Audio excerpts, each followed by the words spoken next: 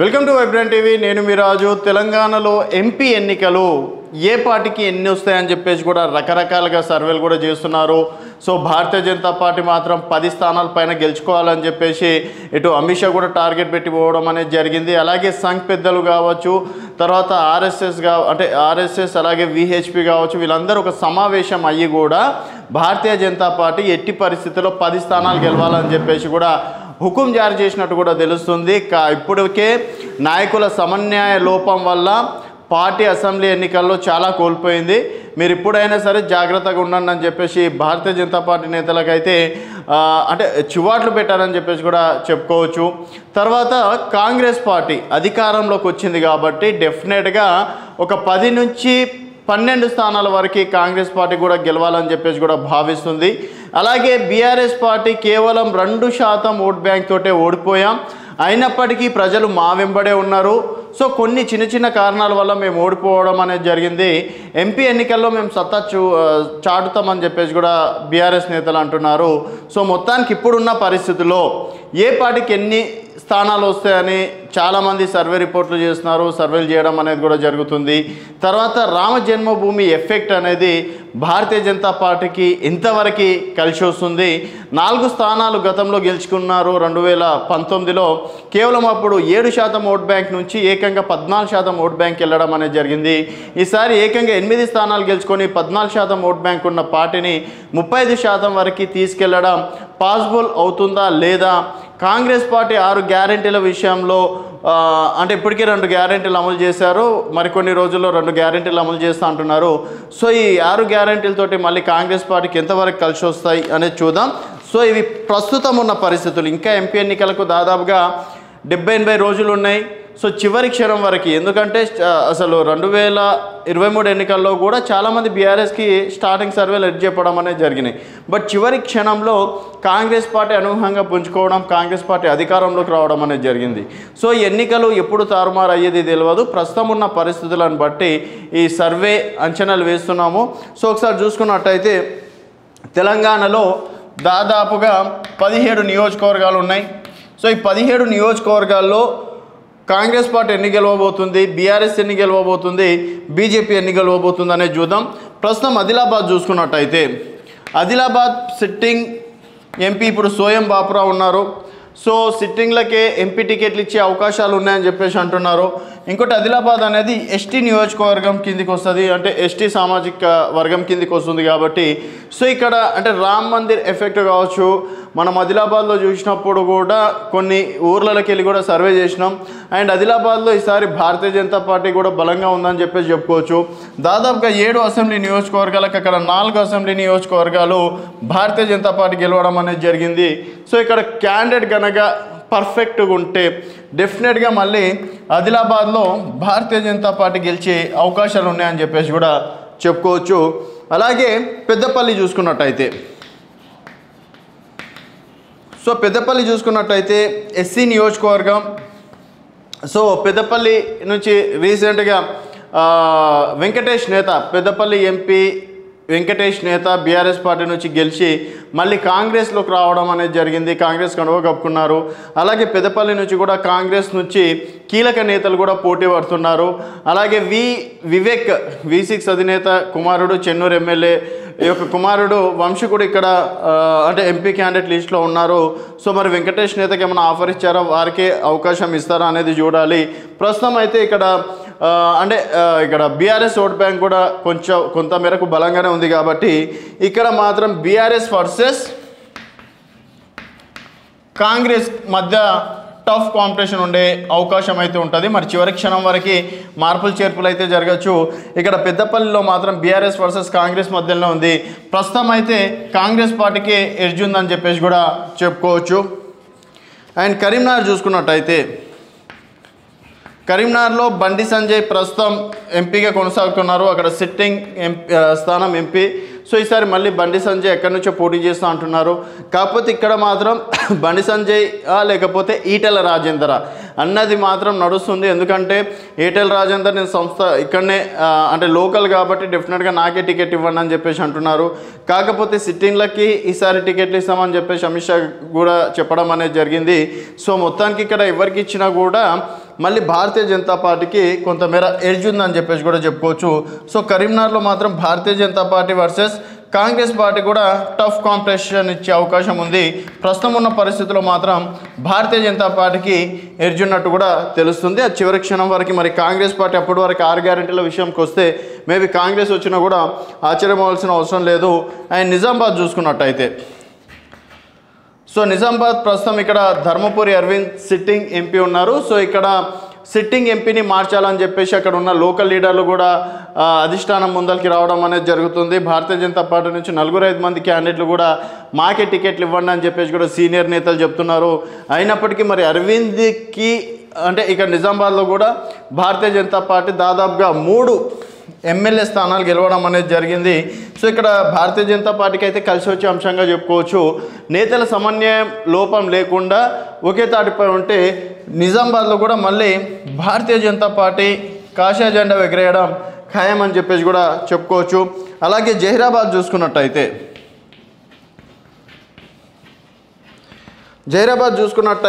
ఇప్పుడున్న పరిస్థితిలో జహీరాబాద్లో BRS vote bank ఎక్కువగా ఉంది. అక్కడ ఎమ్మెల్యేలు కూడా ఎక్కువగా బీఆర్ఎస్ పార్టీకి చెందిన నేతలే ఉన్నారు కాబట్టి సో జహీరాబాద్లో ఈసారి మళ్ళీ బీఆర్ఎస్ పార్టీ వచ్చే అవకాశాలు అయితే కనిపిస్తున్నాయి. అండ్ కాంగ్రెస్ ఇక్కడ ప్రతి చోట్ల కాంగ్రెస్ టఫ్ కాంపిటీషన్ ఇస్తుంది. అండ్ కొంతమేర ఇప్పుడున్న పరిస్థితుల్లో మాత్రం బీఆర్ఎస్ పార్టీకి కొంతమేర ఎడ్జ్ ఉన్నట్టు కూడా తెలుస్తుంది. అండ్ మెదక్ చూసుకున్నట్టయితే సో మెదక్ ఇప్పటికే కేసీఆర్ గారు మేబీ అంటే ఎంపీగా నిలిచిన అవకాశాలు ఉన్నాయని చెప్పేసి అంటున్నారు. కేసీఆర్ గారు కాకుండా ఇంకెవరైనా బలమైన నేత కనుక అక్కడ ఎంపీగా నిల్చుంటే డెఫినెట్గా అక్కడ బీఆర్ఎస్ పార్టీ గెలిచే అవకాశాలు కూడా ఉన్నాయి. ఎందుకంటే దాదాపు 7 నియోజకవర్గాలు 6 నియోజకవర్గాలు బీఆర్ఎస్ పార్టీకి చెందిన నేతలే అక్కడ ఎమ్మెల్యే గెలుపొందారు. 2019లో కూడా బీఆర్ఎస్కి చెందిన నేతనే కొత్త ప్రభాకర్ రెడ్డి గెలిచారు. తర్వాత మళ్ళీ దుబ్బాక నుంచి ఎమ్మెల్యేగా పోటీ చేసి గెలుపొందడం అనేది జరిగింది. సో ఇక్కడ మెదక్లో మాత్రం ఇక్కడ బీఆర్ఎస్ పార్టీ కంచుకోట అని చెప్పేసి కూడా చెప్పుకోవచ్చు. అండ్ మల్కాజ్గిరి చూసుకున్నట్టయితే సో మల్కాజ్గిరిలో ప్రస్తుతం ఇక్కడ రేవంత్ రెడ్డి గారు 2019లో ఎంపీగా గెలుపొందడం తర్వాత సంచలనం సృష్టించిన విషయం తెలిసిందే. అలాగే దేశంలో అతిపెద్ద పార్లమెంట్ నియోజకవర్గం కూడా మల్కాజ్గిరి. 2014లో టీడీపీ పార్టీ నుంచి మల్లారెడ్డి గెలిచారు. 2019లో కాంగ్రెస్ పార్టీ నుంచి రేవంత్ రెడ్డి గారు గెలవడం అనేది జరిగింది. 2019లో గెలిచినటువంటి 3 ఎంపీ స్థానాలు కాంగ్రెస్ పార్టీ, ఒకటి మల్కాజ్గిరి, భువనగిరి, అలాగే నల్గొండ. సో ఈసారి మాత్రం ఇక్కడ ఈటెల రాజేందర్ భారతీయ జనతా పార్టీ నుంచి ఈటెల రాజేందర్ నిల్చునే అవకాశాలు ఉన్నాయని చెప్పేసి అంటున్నారు. ఒకవేళ ఈటెల రాజేందర్ నిల్చుంటే ఇక్కడ సెటిలర్స్ ఓటర్లు అంటే ఇతర రాష్ట్రాల ఓట్ బ్యాంక్ అనేది ఇక్కడ గణనీయంగా ఉంది. అండ్ ఈ రామ్ మందిర్ కనుక వర్కౌట్ అయితే అలాగే బీజేపీ నుంచి కరెక్ట్ క్యాండిడేట్ ఉంటే భారతీయ జనతా పార్టీకి కూడా ఇక్కడ ఎడ్జ్ ఉండే అవకాశం ఉంటుంది. సో ఇక్కడ ప్రస్తుతం మాత్రం బీజేపీ వర్సెస్ కాంగ్రెస్ మధ్య టఫ్ కాంపిటీషన్ ఉండే అవకాశాలు అయితే కనిపిస్తున్నాయి. అండ్ కాంగ్రెస్ నుంచి కూడా మైనంపల్లి హనుమంతరావు గారే మళ్ళీ నిల్చుంటారని చెప్పేసి కూడా వార్తలు వస్తున్నాయి. కొంతమంది రేవంత్ రెడ్డి గారి సోదరుడు నిలబడే అవకాశాలు ఉన్నాయని చెప్పేసి కూడా కొంతమంది అంటున్నారు. మరి ఇట్లా కీలక నేతలు సైతం మల్కాజ్గిరి పైన గురిపెట్టడం అనేది జరిగింది. సో ఇక్కడ బీజేపీ కాంగ్రెస్ క్యాండిడేట్లు టఫ్ ఉంటే మాత్రం బీజేపీ వర్సెస్ కాంగ్రెస్ మధ్యలో టఫ్ కాంపిటీషన్ ఉండే అవకాశాలు అయితే కనిపిస్తున్నాయి. సో నెక్స్ట్ చూసుకున్నట్టయితే సికింద్రాబాద్ నుంచి ప్రస్తుతం ఇక్కడ కిషన్ రెడ్డి గారు ఎంపీగా గెలిచారు. తర్వాత ఇప్పుడు కేంద్ర మంత్రివర్యులుగా కొనసాగుతున్నారు. భారతీయ జనతా పార్టీ అధ్యక్షులుగా కూడా కొనసాగుతున్నారు. కాకపోతే ఇక్కడ చూసుకున్నట్టయితే ఒక్క స్థానం కూడా భారతీయ జనతా పార్టీ అసెంబ్లీ ఎన్నికల్లో గెలవలేకపోయింది. అండ్ సికింద్రాబాద్ ఎన్నికల్లో 2014లో బీజేపీనే గెలిచింది, 2019లో బీజేపీ గెలిచింది, 2014 నుంచి బండారు దత్తాత్రేయ గారు గెలిచారు, 2019 నుంచి కిషన్ రెడ్డి గారు గెలుపొందడం అనేది జరిగింది. సో ఇక్కడ కూడా ఈసారి కూడా సికింద్రాబాద్లో భారతీయ జనతా పార్టీకి అవకాశాలు ఉన్నాయి. ఎందుకంటే ఇక్కడ కొంతమేర హిందుత్వ ఓట్ బ్యాంక్ అనేది పనిచేస్తుంది. మనం అంటే అది ఎట్లా చూసినామంటే జిహెచ్ఎంసీ ఎన్నికల్లో దాదాపుగా 47-48 స్థానాలు గెలవడం అనేది జరిగింది భారతీయ జనతా పార్టీ. సో ఇక్కడ సికింద్రాబాద్లో డెఫినెట్గా ఈసారి భారతీయ జనతా పార్టీకి మాత్రం అవకాశాలు ఉన్నాయని చెప్పేసి కూడా చెప్పుకోవచ్చు. అలాగే కాంగ్రెస్ పార్టీ నుంచి కూడా కీలక నేతలు బరిలో ఉండే అవకాశాలు ఉన్నాయి. అండ్ కాంగ్రెస్ వర్సెస్ బీజేపీ మాత్రం ఇక్కడ టఫ్ ఉంటుంది. ఏది గెలిచినా ఒక 10,000, 5,000 నుంచి 10,000 మెజార్టీ లోపే గెలిచే అవకాశాలు ఉన్నాయని చెప్పేసి కూడా చెప్పుకోవచ్చు. నెక్స్ట్ హైదరాబాద్ చూసుకున్నట్టయితే హైదరాబాద్ వరకు ఇప్పుడు వరకు ఎంఐఎం పార్టీ కంచుకోట. సో ఇక్కడ మళ్ళీ ఎంఐఎం పార్టీదే అధికారం అని చెప్పేసి కూడా చెప్పుకోవచ్చు. మేబీ కాంపిటీషన్ ఇస్తే ఇక్కడ బీజేపీ అలాగే కాంగ్రెస్ పార్టీ కూడా ఈసారి కొంతమేర టఫ్ కాంపిటీషన్ ఇచ్చే అవకాశాలు మాత్రం కనిపిస్తున్నాయి. అండ్ నెక్స్ట్ చూసుకున్నట్టయితే చెవెల్లలో ఈసారి భారతీయ జనతా పార్టీ నుంచి కొండ విశ్వేశ్వర రెడ్డి గారు 2014లో బీఆర్ఎస్ పార్టీ నుంచి గెలుపొందారు.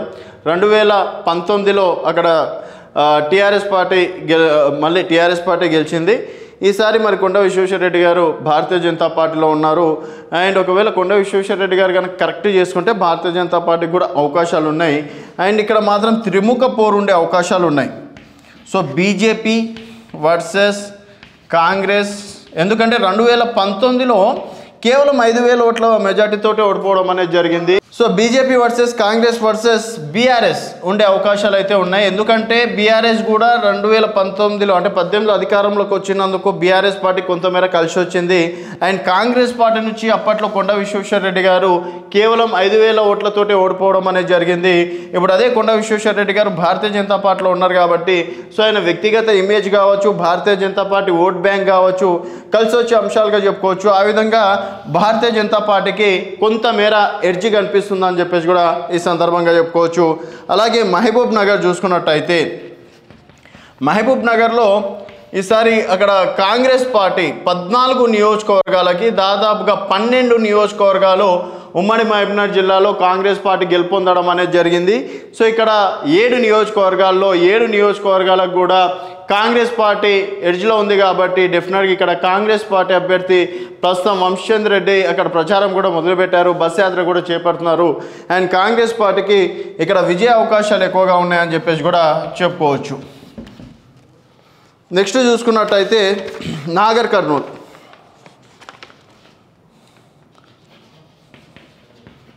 సో నాగర్ కర్నూల్లో చూసుకున్నట్టయితే ఇక్కడ ఎస్సీ నియోజకవర్గం, అలాగే ఇక్కడ బీఆర్ఎస్ పార్టీ నుంచి గతంలో 2019లో గెలుపొందడం అనేది జరిగింది. సో ఈసారి బీఆర్ఎస్ వర్సెస్ కాంగ్రెస్ ఉండే అవకాశాలు కూడా తక్కువ అనుకోవచ్చు. ఎందుకంటే అక్కడ కూడా కాంగ్రెస్ పార్టీ క్లీన్ స్లీప్ చేసింది కాబట్టి ఈ నాగర్ కర్నూల్ జిల్లాలో కూడా అంటే నాగర్ కర్నూల్ ఎంపీ పరిధిలో కూడా ఈసారి మళ్ళీ కాంగ్రెస్ పార్టీ గెలిచే అవకాశాలు అయితే స్పష్టంగా ఉన్నాయి. ఇక్కడ నాగర్ కర్నూల్లో కూడా కాంగ్రెస్ పార్టీ అభ్యర్థి ఎవరైనా సరే వన్ సైడ్ గెలుస్తారని చెప్పేసి కూడా చెప్పుకోవచ్చు. ఇంకా నల్గొండ విషయానికి వస్తే గతంలో ఉత్తమ్ కుమార్ రెడ్డి గారు నల్గొండ నుంచి గెలుపొందడం అనేది జరిగింది భారీ మెజార్టీతోటి. తర్వాత వారు ఇప్పుడు మంత్రివర్యులుగా ఉన్నారు. సో రాజీనామా చేయడం అనేది జరిగింది. సో నల్గొండలో మళ్ళీ వన్ సైడ్గా మళ్ళీ కాంగ్రెస్ పార్టీ గెలిచే అవకాశాలు ఉన్నాయి. ఎందుకంటే 12 నియోజకవర్గాలకి 11 నియోజకవర్గాలు కూడా కాంగ్రెస్ పార్టీ తన ఖాతాలో వేసుకోవడం అనేది జరిగింది. సో నల్గొండలో కూడా ఈసారి కాంగ్రెస్ పార్టీ గెలిచే అవకాశం ఉంది. అభ్యర్థులు ఎవరున్నా కూడా కాంగ్రెస్ పార్టీ నల్గొండ నుంచి కూడా క్లీన్ స్లిప్ గెలిచే అవకాశాలు ఉన్నాయని చెప్పేసి కూడా చెప్పుకోవచ్చు. నెక్స్ట్ చూసుకున్నట్టయితే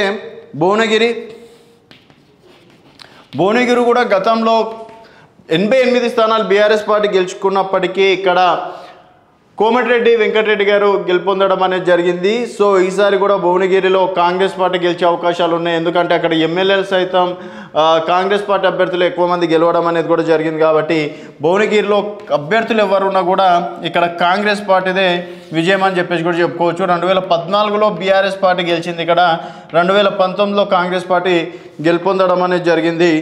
నెక్స్ట్ వరంగల్ చూసుకున్నట్టయితే వరంగల్ ఎస్సీ నియోజకవర్గం కిందకి వస్తుంది. సో ఇక్కడ మాత్రం కాంగ్రెస్ పార్టీ అభ్యర్థులను బట్టి ఆధారపడి ఉందని చెప్పేసి కూడా చెప్పుకోవచ్చు. ప్రస్తుతం ఇక్కడ బీఆర్ఎస్ వర్సెస్ కాంగ్రెస్ కొంతమేర టఫ్ ఉండే అవకాశాలు ఉన్నాయి. అండ్ ఇక్కడ వరంగల్లో కూడా ఎక్కువ శాతం కాంగ్రెస్ పార్టీ మొన్న ఎమ్మెల్యేలుగా గెలుపొందడం అనేది జరిగింది. సో ఈసారి కాంగ్రెస్ పార్టీ కనుక క్యాండిడేట్ని కరెక్ట్గా డిక్లేర్ చేస్తే డెఫినెట్గా కాంగ్రెస్ పార్టీ వరంగల్లో కూడా గెలిచే అవకాశాలు ఉన్నాయని చెప్పేసి కూడా చెప్పుకోవచ్చు. ప్రస్తుతం అక్కడ బీఆర్ఎస్ ఎంపీ కొనసాగుతున్నారు. అండ్ మహబూబాబాద్, సో ఇక్కడ ఎస్టీ నియోజకవర్గం వచ్చేసి మొత్తం 17లో 2 ఉన్నాయి. ఆదిలాబాద్ ఒకటి, మహబూబాబాద్ ఒకటి, తర్వాత ఎస్సీకి సంబంధించి 3 నియోజకవర్గాలు అయితే ఎంపీ స్థానంలో ఉన్నాయి. సో మహబూబాబాద్ ఎస్టీ సామాజిక వర్గం కిందకి వస్తుంది. సో ఇక్కడ మహబూబాబాద్ పార్లమెంట్ పరిధిలో కూడా ఇక్కడ కాంగ్రెస్ పార్టీ తన సత్తా చాటడం అనేది జరిగింది. ప్రస్తుతం అక్కడ మాలోత్ కవిత బీఆర్ఎస్ ఎంపీగా కొనసాగుతున్నారు. అండ్ కాంగ్రెస్ ఓట్ బ్యాంక్ కూడా అక్కడ గణనీయంగా పెరిగింది, బీఆర్ఎస్ ఓట్ బ్యాంక్ కూడా ఉంది. సో ఇక్కడ చూసుకున్నట్టయితే మనము కాంగ్రెస్ వర్సెస్ బీఆర్ఎస్ మధ్యలో పోటీ ఉండే అవకాశాలు ఉంటాయని చెప్పేసి కూడా చెప్పుకోవచ్చు. ప్రస్తుత పరిస్థితుల్లో అయితే కాంగ్రెస్ గెలిచి ఉంది. అండ్ అప్పటి వరకు సరే కేసీఆర్ గారు రంగంలో దిగి ఏమైనా మార్పులు చేర్పులు చేస్తే ఇద్దరికి మధ్యలో టఫ్ కాంపిటీషన్ ఉండే అవకాశాలు అయితే కనిపిస్తుంది. నెక్స్ట్ చూసుకున్నట్టయితే ఖమ్మంలో గతంలో బీఆర్ఎస్ పార్టీ గెలవడం అనేది జరిగింది. అది కూడా అక్కడ ఉన్న ఎమ్మెల్యేలు ప్రతి ఒక్క కాంగ్రెస్ పార్టీ నుంచి గెలిచినప్పటికీ బీఆర్ఎస్ పార్టీలోకి వెళ్ళడం, తర్వాత కాంగ్రెస్ పార్టీ కొంతమేర 2018లో వీక్ కావడం, దాంతో అక్కడ బీఆర్ఎస్ గెలిచింది. ఈసారి మాత్రం అక్కడ కాంగ్రెస్ పార్టీ క్యాండిడేట్ ఎవరైనా సరే కాంగ్రెస్ పార్టీ గెలుపొందడం మాత్రం ఖాయమని చెప్పేసి కూడా చెప్పుకోవచ్చు. అలాగే ఖమ్మం నుంచి సోనియా గాంధీని నిలబెట్టే ప్రయత్నం అయితే కాంగ్రెస్ పార్టీ చేస్తుంది. సో మొత్తానికి 15 నియోజకవర్గాల్లో ఎన్ని పార్టీలు ఏ స్థానాల్లో గెలవబోతుంది అనేది కూడా అంటే సర్వే రిపోర్ట్లను బట్టి చెప్పడం అనేది జరిగింది. ఇది చివరి క్షణం వరకు ఇవే సర్వేలు కరెక్ట్ అవుతుందా అంటే కూడా చెప్పడానికి రాదు. ఎందుకంటే రాజకీయాల్లో క్యాండిడేట్లను బట్టి కూడా ఓట్లు వేసే అవకాశం ఉంటుంది కాబట్టి సో ఓట్ బ్యాంక్ అనేది క్యాండిడేట్లను బట్టి కూడా గణనీయంగా పెరిగే అవకాశాలు ఉంటాయని చెప్పేసి కూడా చెప్పుకోవచ్చు. సో ఒకసారి చూసుకున్నట్టయితే కాంగ్రెస్, అలాగే బీఆర్ఎస్, అలాగే బీజేపీ, ఎంఐఎం, మళ్ళీ ఇక్కడ ఇంకోటి కూడా రాస్తున్నా. అండ్ కాంగ్రెస్ వర్సెస్ బీఆర్ఎస్ ఎన్ని చోట్లలో టఫ్ ఉండే అవకాశాలు ఉన్నాయి, ఎందుకంటే మనం బీఆర్ఎస్ని కూడా అంత తక్కువ అంచనా కూడా వెయ్యలేము. అండ్ కాంగ్రెస్ వర్సెస్ బీజేపీ కూడా ఎన్ని చోట్లలో టఫ్ ఉండే అవకాశాలు ఉన్నాయనేది చెప్దాం. ఒకసారి ప్రస్తుతం చూసుకున్నట్టయితే కాంగ్రెస్ పార్టీ గన్ షాట్గా క్యాండిడేట్లతో సంబంధం లేకుండా గెలిచే స్థానాలు 5 స్థానాలు, గతంలో 3 స్థానాలు ఉండే, ఇప్పుడు 5 స్థానాలు గన్ షాట్గా గెలవడం అనేది జరుగుతుంది కాంగ్రెస్ పార్టీ. అలాగే బీఆర్ఎస్ ప్రస్తుతం ఉన్న పరిస్థితుల్లో 3 స్థానాల వరకు బీఆర్ఎస్ పార్టీ గెలిచే అవకాశాలు ఉన్నాయి. అలాగే భారతీయ జనతా పార్టీ చూసుకున్నట్టయితే భారతీయ జనతా పార్టీ కూడా ఒక 3 స్థానాలు అయితే గెలవడం అనేది జరుగుతుంది. అండ్ ఎంఐఎం చూసుకున్నట్టయితే 1 స్థానం ఇక్కడ గన్ షాట్గా గెలుస్తుంది. భారతీయ జనతా పార్టీ మాత్రం ఈ 3 స్థానాల్లో కన్ఫామ్గా గెలుస్తుంది. కొన్ని చోట్ల బీజేపీ వర్సెస్ కాంగ్రెస్ మధ్యలో టఫ్ ఉంటుంది. అండ్ బీఆర్ఎస్ మాత్రం 3 స్థానాల్లో తప్పకుండా గెలిచే స్థానాలు, కొన్ని చోట్ల బీఆర్ఎస్ వర్సెస్ కాంగ్రెస్ మధ్యలో టఫ్ కాంపిటీషన్ ఉండే అవకాశాలు ఉన్నాయని చెప్పేసి కూడా చెప్పుకోవచ్చు. సో కాంగ్రెస్ వర్సెస్ బీఆర్ఎస్ మధ్యలో మాత్రం టఫ్గా ఉండే కొన్ని స్థానాలు చూసుకున్నట్టయితే 3 స్థానాలు అని చెప్పేసి కూడా చెప్పుకోవచ్చు. అలాగే కాంగ్రెస్ వర్సెస్ బీజేపీ చూసుకున్నట్టయితే 2 నుంచి 3 స్థానాలు, 2 లేదా 3 స్థానాల మధ్య కాంగ్రెస్ వర్సెస్ బీజేపీ మధ్య టఫ్ కాంపిటీషన్ ఉంటుంది. సో ఈ స్థానాలు ఇక్కడ ప్లస్ అవ్వచ్చు, మైనస్ అవ్వచ్చు, ఇది మాత్రం పక్కా డౌట్ లేదు. అందులో మరి ప్లస్ అయ్యే అవకాశాలు కూడా ఉంటాయి. ఇందులో 1-2 కూడా ప్లస్ అయినా కూడా దాదాపుగా కాంగ్రెస్ 7 నుంచి 8 స్థానాలు ఈసారి తెలంగాణ పార్లమెంట్ అసెంబ్లీ స్థానాలు అంటే పార్లమెంట్ నియోజకవర్గాల్లో గెలవచ్చు అని చెప్పేసి కూడా చెప్పుకోవచ్చు. బీఆర్ఎస్ ఇక్కడ 3 నుంచి ఇక్కడ ప్లస్ ఒక 2 చేసుకున్న ఇక్కడ 5 స్థానాలైనా మళ్ళీ బీఆర్ఎస్ తన ఖాతాలో వేసుకునే అవకాశం ఉంది. భారతీయ జనతా పార్టీ ఇక్కడ 3 నుంచి ఇక్కడ 2 లేదా 3 దగ్గర ఒక 2 గెలిచినా కూడా మళ్ళీ ఇక్కడ భారతీయ జనతా పార్టీ ఒక 5 స్థానాలు ప్రస్తుతం ఉన్న పరిస్థితుల్లో గెలిచే అవకాశం ఉంది. ఎంఐఎం పార్టీ మాత్రం 1 స్థానం మాత్రం పదిలంగా తన ఖాతాలో వేసుకునే అవకాశాలు ఉన్నాయని చెప్పేసి కూడా చెప్పుకోవచ్చు. ఇవి కొన్ని సర్వే సంస్థల రిపోర్ట్ని బట్టి చెప్తున్నమాట. సో మొత్తానికి ఎంపీ ఎన్నికల్లో కాంగ్రెస్ పార్టీ ఎన్ని స్థానాలు గెలవచ్చని మీరు అనుకుంటున్నారు, బీజేపీకి ఎన్ని స్థానాలు వస్తాయి, అలాగే బీఆర్ఎస్కి ఎన్ని స్థానాలు వస్తాయని చెప్పేసి మీరు భావిస్తే మీ అభిప్రాయాలను కింద కామెంట్ రూపంలో తెలియజేయండి. చూస్తూనే ఉండండి వైబ్రెంట్ టీవీ.